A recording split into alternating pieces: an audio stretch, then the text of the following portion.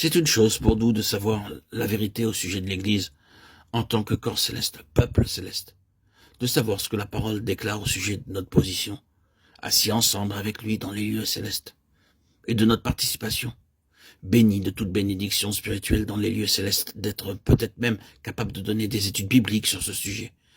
Une chose très très différente d'être au bénéfice de cela. Souvenez-vous que c'est une loi à travers toute la Bible, que l'on est toujours testé à fond jusqu'au dernier degré sur toute position que l'on prend. Votre épreuve correspond à la position que vous avez prise et déclarée. De sorte que si vous dites « je saisis ma position céleste », vous serez alors testé à fond sur votre position céleste. Vous n'aurez rien ici-bas sur cette terre pour vous soutenir. Vous devrez obtenir tout votre soutien du ciel. Vous n'aurez rien ici-bas pour vous protéger. Vous devez obtenir toute votre protection du ciel. Vous serez testé sur votre position. Mais loué soit Dieu, cette position est une position éternelle, inexpugnable. C'est une position qui peut soutenir le test.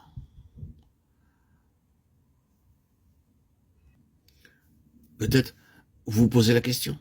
Quelle est la différence entre la domination, le gouvernement céleste d'à présent et celui de l'ancienne dispensation?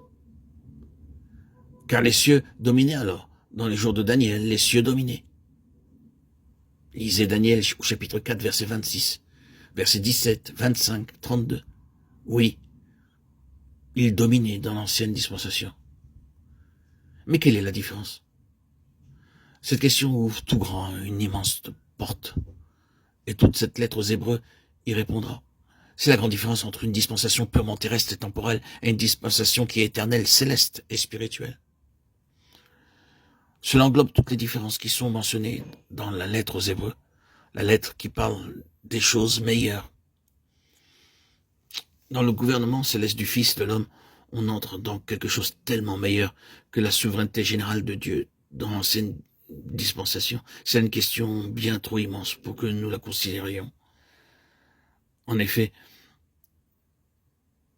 ce n'est pas des anges que Dieu a soumis le monde à venir dont nous parlons. Or, quelqu'un a rendu quelque part ce témoignage. Qu'est-ce que l'homme? Hébreux 2, 5, 6. Ce qui est en vue est la soumission à l'homme de la future terre habitée. Le Fils de l'homme en qui, en tant que premier, se trouve réalisée toute l'intention divine concernant l'homme, sa création même. Ce serait profitable à ce point d'entreprendre une étude détaillée de la lettre aux Hébreux.